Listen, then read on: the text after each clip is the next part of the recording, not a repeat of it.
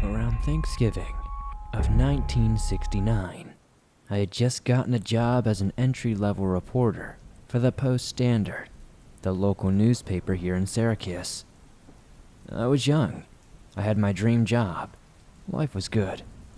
But just 6 weeks later, my entire world came crashing down around me with the arrival of one little letter. To Daniel Frederick Wilson, you are hereby ordered for induction into the Armed Forces of the United States.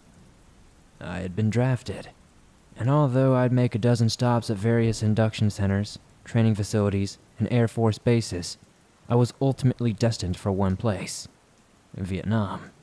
What followed was 8 weeks of boot camp over at Fort Dix, and for a while, it looked like I was doomed to join the infantry.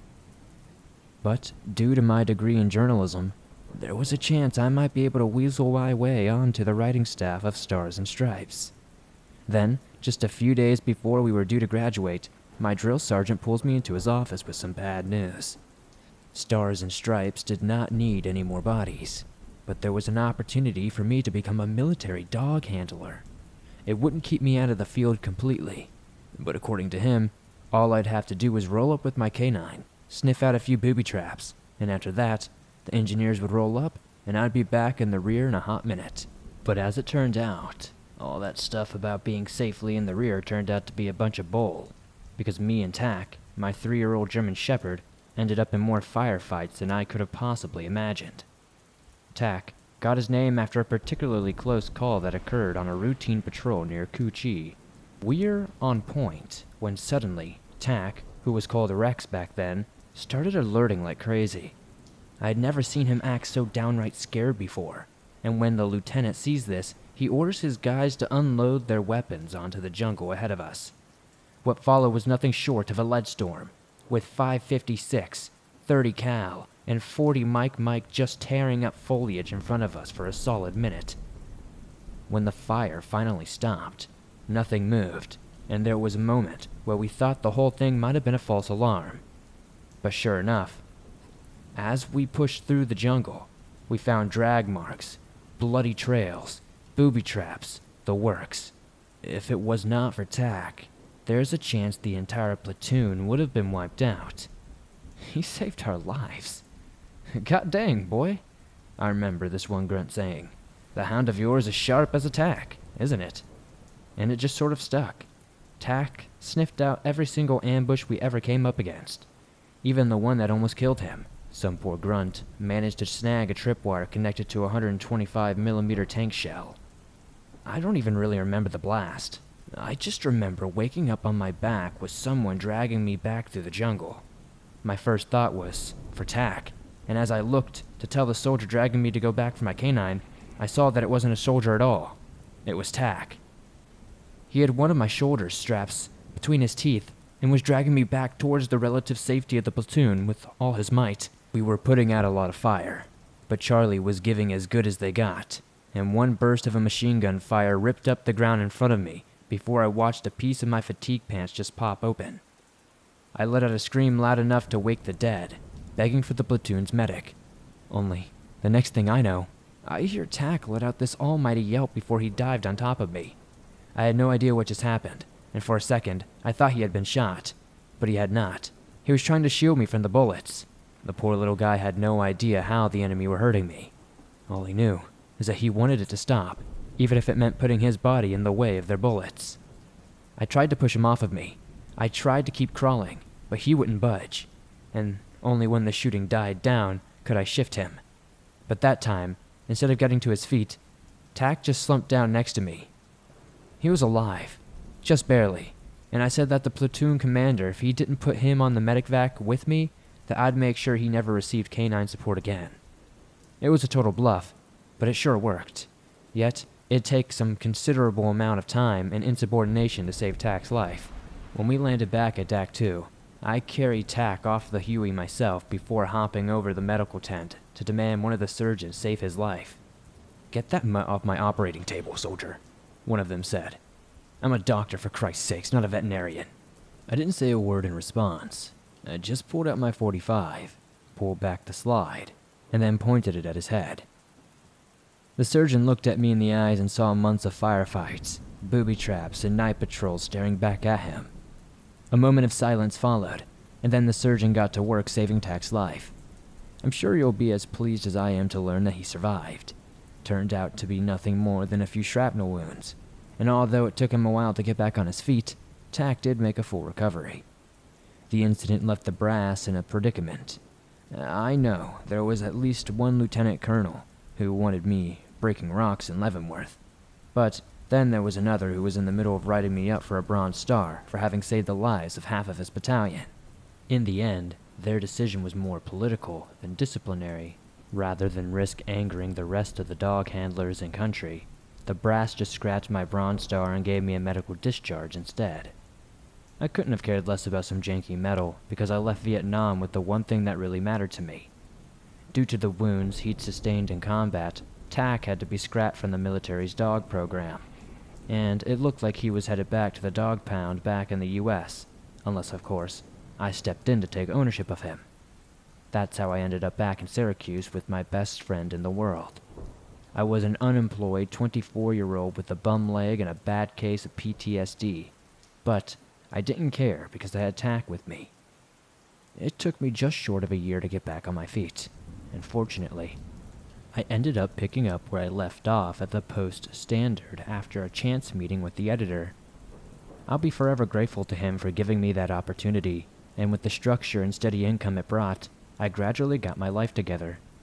Then, one day he called me into his office with the proposition of a lifetime. Some editor friend of a friend in DC needed an article written, only the prospective author had just taken ill and couldn't make the assignment. Struggling to find a replacement, he'd fruitlessly called up to their New York desk, which is how it made its way to us. "What's the subject?" I remember asking. "You ever heard of those churches down in Kentucky that handle snakes during their services?" "A little," I replied. "I thought it was illegal. Since when did the law stop anyone from doing anything, kid?" "True, but who's this piece for?" "National Geographic," he said, a smile stretching across his face. "I wouldn't want to go ahead and jinx you by saying this is your big break, but I think we both know what this is. The drive down to Appalachia was going to be one son of a bitch, but since the newspaper was covering my gas money and Tak was used to being on the move, there was nothing stopping me from getting on the road the very next morning. The drive down to Kentucky was a 9.5 hours of watching featureless suburban sprawl slowly erupt into the green rolling hills of the Appalachia, and by the time we got there, my ass was in a coma. Tak did not seem to mind the journey, though. Every so often he'd stick his head out the passenger side window to renew his spirit. That, and when it came to provisions, I had little choice but to buy him a burger at the roadside grease trap, onions, mustard, and all. We rolled into Lexington late afternoon, and to my surprise, getting information on snake-handling churches wasn't all that difficult. All it took was a few pitchers of Budweiser down at the VFW, and I had those crusty old veterans singing like canaries. They told me I'd have to look out on the eastern side of the state if I wanted to talk to any of the old snake handlers, and given that the practice was outlawed, finding them was certainly not going to be easy. That didn't bother me, though. After all, I had Tak with me, and we were used to finding things that did not want to be found. One guy said he hadn't heard of anyone handling snakes in years, but last time he did, it was happening at the old church up in the hills. And so, I set out for the eastern Kentucky hills, with nothing but the name of a small, hillside hamlet called Three Forks. The next morning, I was back on the road driving in the direction of West Virginia, somewhere by the state line. By around 4 hours in, it felt like I had not just traveled 200 miles. It felt like I traveled back in time by around 50 years, too. It was everything. The old Hudson trucks, dated-looking signage, and by the time I was out near Three Forks, the roads had degenerated into nothing but dirt tracks flanked by dense, dark woods. Every so often, these claustrophobia-inducing country roads would open up into what the locals call hollows, relatively flat areas where the road is sandwiched by homes and small businesses. Frog Pond Hollow was home to the Rabbit's Foot General Store, a place that doubled as both the Hollow's gas station and barber shop. And as I pulled in to top up my gas tank, the clerk wandered out to greet me. "Not often we see New York plates around here," he said, eyeing me suspiciously from across the forecourt. I explained I was in the area on business and that I'd appreciate some gas and a bite to eat. For $1.50, the guy brought me a plate of something he called corn pone pie, which was basically cornbread with beef chili filling, along with a plate of raw hamburger for tack. After I complimented his cooking, he nodded in appreciation before correcting me that it was his wife's, and that I told him he was a lucky man to have such a fine cook at home. He finally began to warm up to me a little. When he asked what kind of business I was on, I didn't want to spoil all the goodwill by telling him that I was a reporter, charged with writing a story on a neighboring community that would well end with them being arrested, so I broke it to him gently. The instant he heard that I was there to write an article about snake handling, I could tell he felt almost tricked into talking to me. "Sir, please hear me out. I just want to tell these people stories," I countered.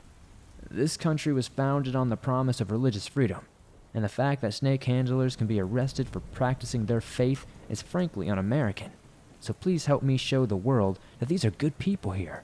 Help me get these people their rights back.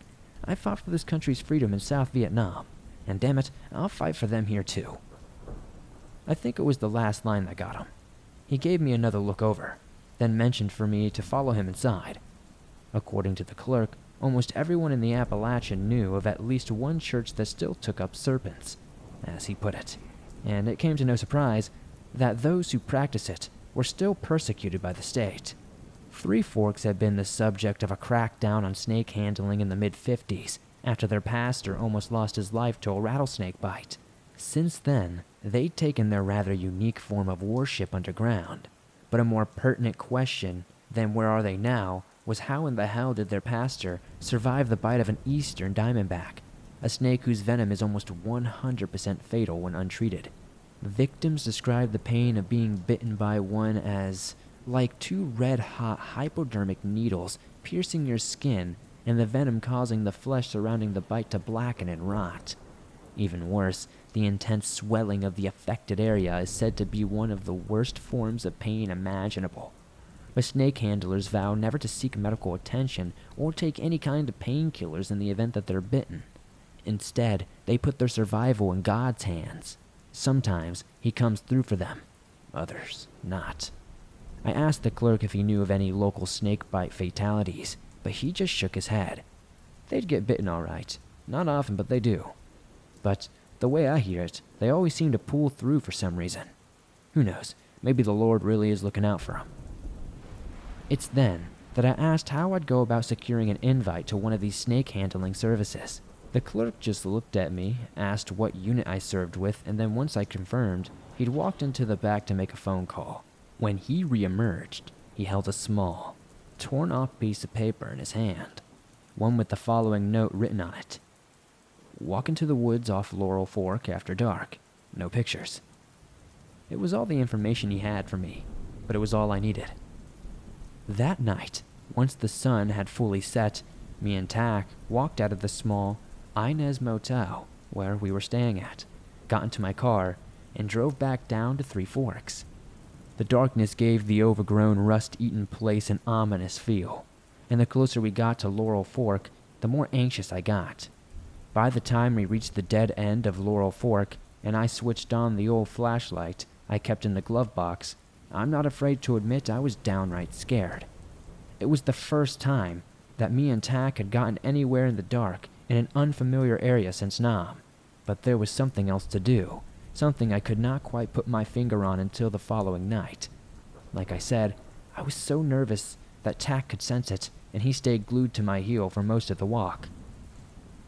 Then, after a few minutes of trudging through the darkness, I began to hear something. Something that sounded almost like singing. Moments later, I saw a dim light shining from beyond the trees, somewhere in the distance. I got a little closer, then realized what I was looking at. It was the shape of a large revival tent, set up in a small clearing, and the light was coming from the lantern of a dark, shadowy figure. Since I figured they were expecting me, I switched my flashlight back on, then slowly began to approach with tack by my side.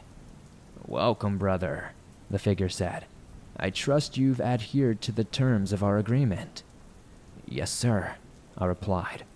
"No cameras, just me and my dog." "Good," the stranger replied. "Now come meet Pastor Childers." As he lifted a tent flap, I was met with a surprising sight. I'd gotten it into my head that these folks were some serpentine death cult, yet they seemed just like any other small-town congregation in America. A guy was plucking a guitar at the head of the congregation, while the worshippers sang a cheerful melody of, "When I hear that trumpet sound, I'm going to get up out the ground. Ain't no grave gonna hold my body down." Once the musical number ceased, the congregation applauded the banjo player before a very distinctive-looking man took the stage. He was pale and stick-thin, with a shock of curly red hair and a fiery mustache, wearing a white button-down and black slacks. As soon as he came into view, Tack's ears shot up, and he softly began to growl. "Brothers and sisters," the man began to bellow, "we welcome an esteemed guest in our humble house of worship tonight." The announcement prompted a handful of worshippers to shoot a welcoming smile at me. "He's come all the way down here to the holler tonight from New York City." He talked about the place like it could have just as easily been Mars. "But he isn't no federal man coming to take away your rights. He's come to show all those tyrants in Washington that what we are doing isn't harming anybody down here in God's house. Isn't that right, brothers and sisters?" The congregation erupted in whoops and cheers of approval, and in a way, he was right. If folks were dying because they were dancing with rattlesnakes, that was undeniably tragic. But no one was forcing them to, and they weren't exactly going out of their way to hurt anyone. So for me, it really did raise the question, do we live in a free country or not?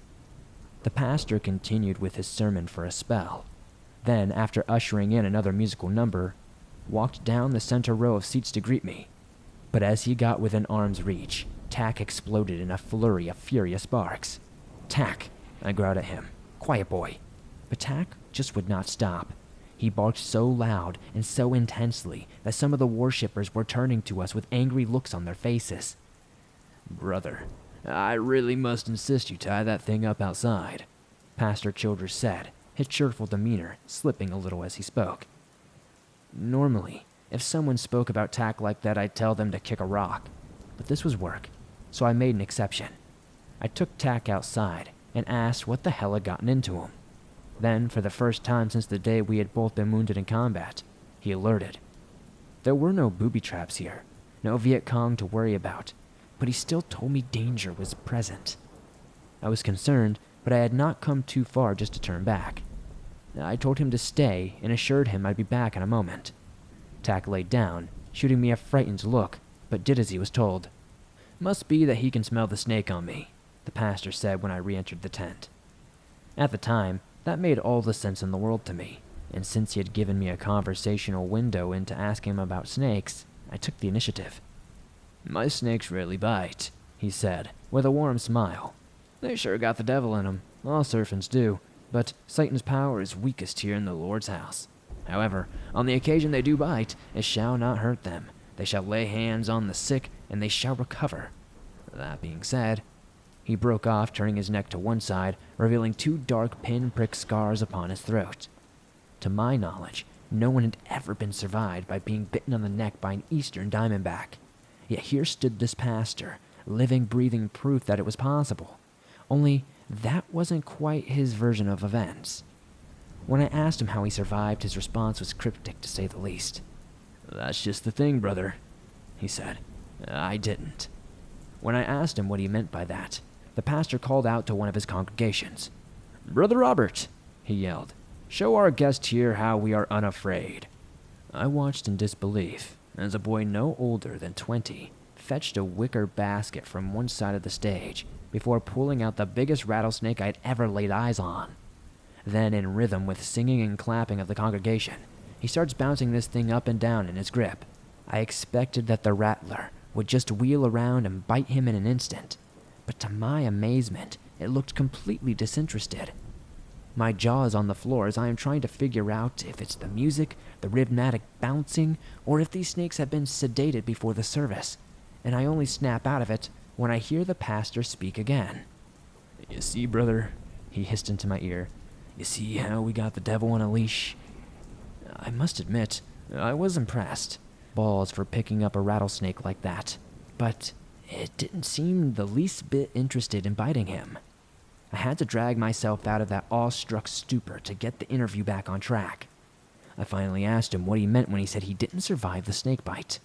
He just looked at me and grinned, his lips squirming like the truth was on the tip of his tongue. But all that came out was a Bible verse. "I am the resurrection and the life. Whoever lives by believing in me will never die." My first guess was that Pastor Childers hadn't died. More like he had miraculously survived a period of unfathomable pain and suffering, and lost a little of his sanity in the process. But Pastor Childers was telling the truth. Only before I could question him any further, one of the congregations let out an ear-piercing screech. Another worshiper rushed to take control of the rattler Brother Robert had been holding, while the boy himself held out his forearm, 2 tiny droplets of blood bubbling out before running down his alabaster skin. He had been bitten. "You excuse me, brother," Pastor Childers said, as pandemonium erupted. "But please, come back tomorrow night. If the boy doesn't survive, he'll be resurrected. Come see, come see." And at that, he was gone, sucked into the throng of hysterical worshippers as they flocked around the venom-stricken boy.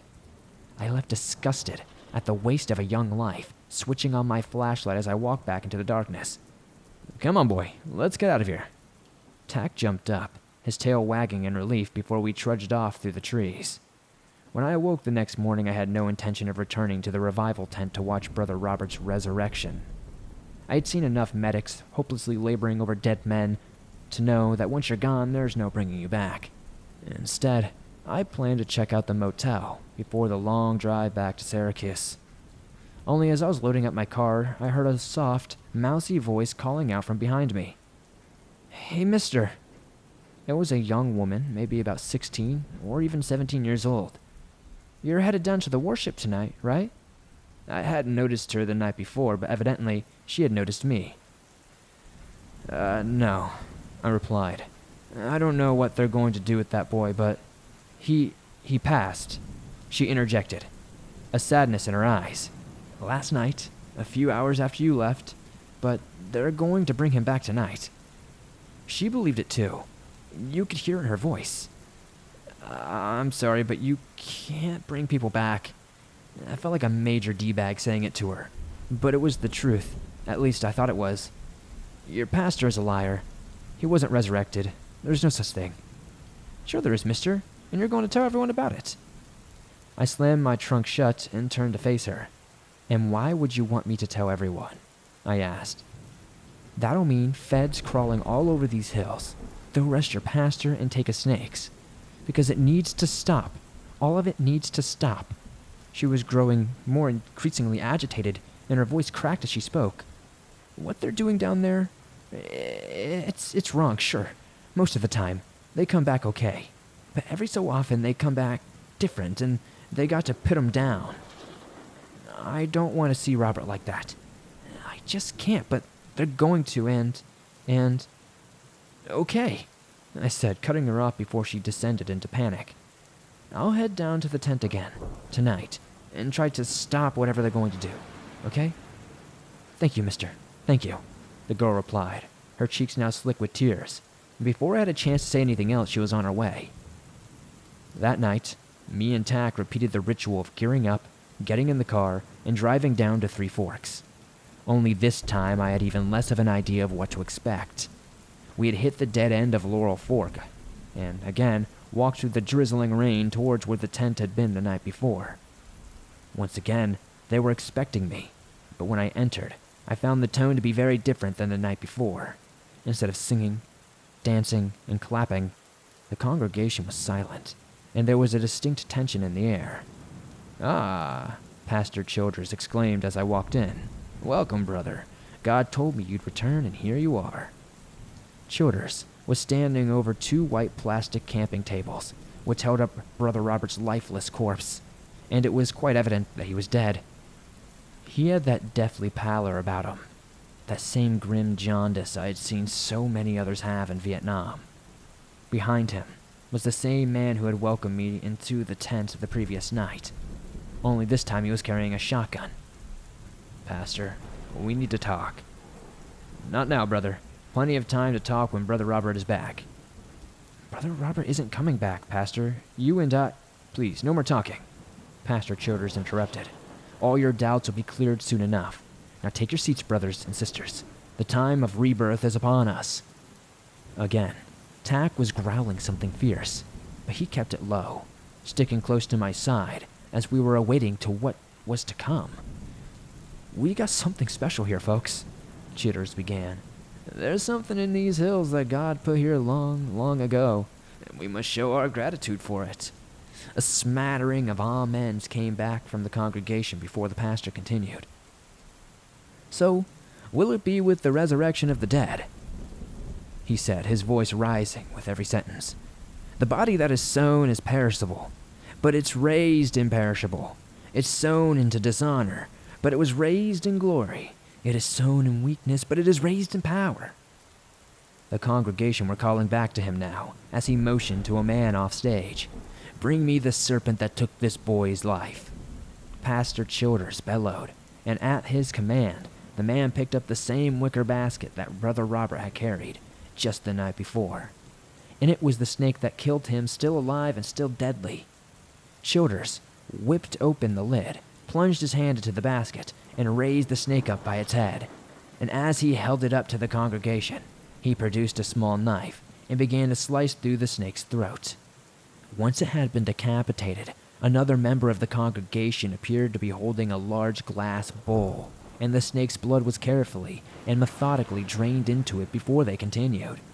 Then Pastor Childers placed the snake's remains on Brother Thomas's lifeless chest before taking a short step back. "I declare to you, brothers and sisters," he bellowed, "that flesh and blood cannot inherit the kingdom of God, nor does the perishable inherit the imperishable. We will not sleep. We will all be changed." The congregation began to whoop and holler, and in turn Pastor Childers' intensity began to build. In a flash, in a twinkling of an eye, at the last trumpet, the dead will be raised imperishable, and we will be changed. He was foaming at the mouth now, fire and brimstone in his words. Then and only then we will have the saying that will come true: death has been swallowed up in victory. As Pastor Childers ranted and raved, my attention was suddenly drawn away from him. The headless snake that lay on Robert's chest, it began to move. It was only slight at first, little twitches that could easily be mistaken as belated death throes, but soon it was unmistakable. The dead snake was moving. "Where, O death, is your victory?" Childers screamed, motioning to the sheer impossibility before him. "Where, O death, is your sting?" And at that the snake began to slither, stump first into Brother Robert's open mouth and down into his throat. I could not believe what I was seeing. Watching the headless, blood-soaked snake disappear down Brother Robert's throat was the single most horrifying thing I had ever witnessed. Nothing I had seen in Nam could possibly compare. But instead of running for their lives, the congregation were in raptures. Some were weeping, others spoke in tongues, the rest simply stood there, as in a deep trance, swaying from side to side. Me, on the other hand, it was like I was dumbstruck. I was glued to that spot, just clamoring to comprehend what the hell I was seeing. Then, when I thought things couldn't get any more insane, Brother Robert woke up. Tack was just about losing his mind at this point, unleashing a flurry of high-pitched whines as he tugged at the sleeve of my jacket. He was begging me to leave, but I just couldn't. I remember putting a hand on my mouth in pure shock, watching as Brother Robert coughed, sputtered, and gasped for air. He looked terrified, his sunken eyes wide and fearful, and they darted around the room in confusion. The congregation spilled out of their seats toward him. People were weeping. Others cried out hallelujah. The joy they felt was otherworldly, and as Brother Robert embraced his loved ones after a long, deep sleep, he began to smile. All eyes were on Robert. Not a single person wanted this moment to be missed. this miracle of a resurrection, all except one. The girl who had visited me at the motel. She was staring at me, the desperate look in her eyes that screamed for God's sake to do something. But I didn't have anything to do, because Robert did it for me. "Give me some room," Pastor Childers cried out. "Let me welcome our dear brother back into the land of the living." The congregation rescinded like waves from a beach, allowing Childers to get face to face with the still smiling Robert. Only as I watched him approach, I noticed there was something horribly wrong about Robert's face. His eyes were wide open, almost like he didn't have any eyelids at all, and his smile was stretched so unnaturally wide that I swear you could see every single one of his teeth. It wasn't a happy smile. It was something else. Something terrifying. "Robert," Childers asked. "Robert, it's me, Pastor Childers. I want to—" Childers was silenced by the lightning-fast movement of Robert's arms. In an instant, his hands were wrapped around the pastor's throat. He gasped for air as the congregation leapt to his defense, trying to pry Robert's hands off of his neck. But it was no good. For a man who had been clinically deceased just a few moments before, Robert was horrifyingly strong, and we all heard the moment he crushed the pastor's larynx with a sickening crunch.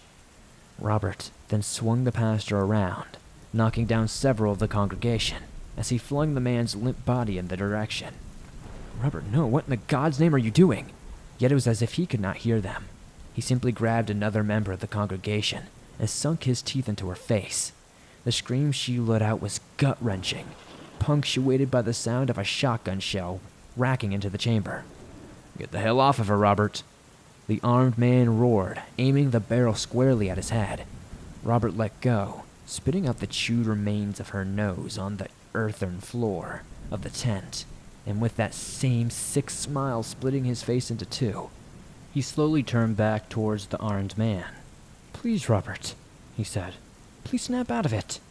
Robert responded by taking a few slow steps toward him, before suddenly and violently lunging. Buckshot tore through the right side of Robert's skull, popping it open like a smashed watermelon.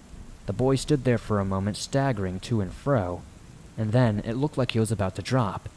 Then out of nowhere, Robert once again lunged towards the man, grabbing hold of the shotgun and using it as leverage to smash what remained of his forehead into the man's mouth. He fell back, letting go of the shotgun, blood pouring from his pulverized lips.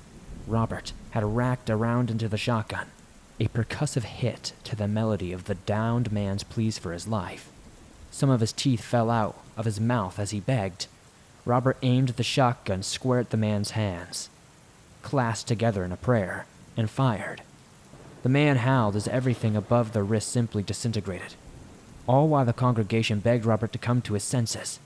Instead, he racked another round into the chamber, aimed the shotgun at the wounded man's head, and fired. The sound of his scream degenerating into a gurgle still haunts my nightmares. And that was the moment I came to my own senses and got the hell out of that revival tent. "Run, boy, run!" I screamed, but Tack did not need to be told. He bolted on ahead as the sounds of the unfolding massacre echoed through the trees behind us, and here's where I bring up my wounded leg. Remember the one I told you about 12 pages back? It means I can't run very far or very fast, and we ended up paying for it, because at one point I looked back to see something catching up to us. I think it's another survivor from the tent, but when I turn, all I see is Brother Robert, hurling towards me, shotgun in hand. He pumps one final round into the chamber, raises the shotgun, and then something else tears past me in the darkness. It was Tack barreling towards the thing that used to be Brother Robert, and, with his good eye, it tracked Tack as he leapt towards him and took its last shot. The next thing I see is Brother Robert in the dirt, and Tack has him by the throat, whipping his neck back and forth, chewing and piercing, drowning Robert in his own blood. At first, I didn't think that'd finish him off, but when Tack climbed off of him and Robert ceased to move, I breathed a deep sigh of relief, but it was one taken far too soon. No sooner than I had said good boy, Tack collapsed to the ground. The thing that used to be Robert had indeed landed his final shot, filling Tack's gut full of buckshot in the seconds before he delivered the killer blow. I went into autopilot, picked Tack up and ran as fast as I could back to the car, driving like a man possessed, not even sure where I was headed. I just remember looking over at him at one point to see if he was still alive, if he was still with me, and he was gone. His big brown eyes stared off into oblivion. I pulled the car over to the side of the highway and burst into tears. I never loved anything in my whole life like I loved that dog.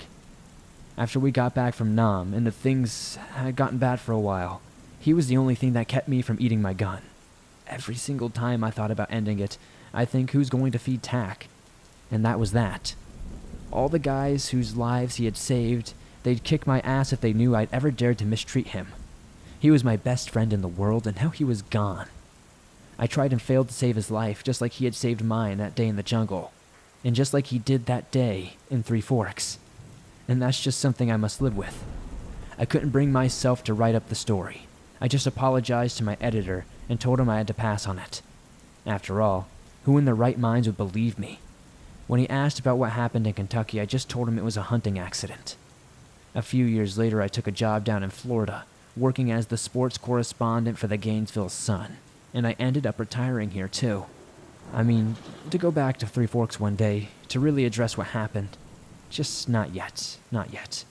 I have a new dog these days, also ex-military, and he's also a German Shepherd.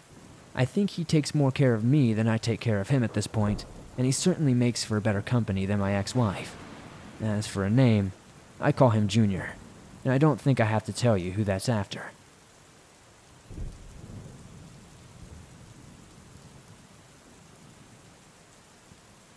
Thanks for listening to this creepy story written by Sam Writing. If you enjoyed his writing, please be sure to check out some of his other works. You can find links to do so in the description down below. If you enjoyed this story, please be sure to hit that like button as it helps me out a ton. The more likes this episode gets, the more YouTube promotes it to fresh new eyes, and that's incredibly helpful to the swamp. If you're new to the swamp, why not join us? Hit that subscribe button and turn on notifications to never miss a new episode, as I upload them nearly every single day, and all things natural and supernatural. If you're listening to this on iTunes or another podcast platform, please be sure to give us a follow over there, and leave us a 5-star rating if you could. That's very helpful to the show. If you're on the go, but don't have YouTube Premium, but still want to listen to your favorite Swamp Dweller scary stories wherever you are, you can download them absolutely free from iTunes, Spotify, Stitcher Radio, and anywhere else you find your favorite podcast online. If you have a story that you would like to share in a future episode, be sure to submit your story at swampdweller.net or the email you can find in the description down below. I'd love to share your story with everyone here in the swamp, and stories like yours that truly help keep this show going. If you guys would like to support the swamp outside of hitting that like button, subscribing, and maybe giving us a 5-star rating on iTunes, check out the merch store. I've got t-shirts, hoodies, and more. I'd love to see you guys wearing some cool swamp threads. Don't forget to join me on Twitter, Facebook, and Instagram, and I'll see you soon with another creepy video.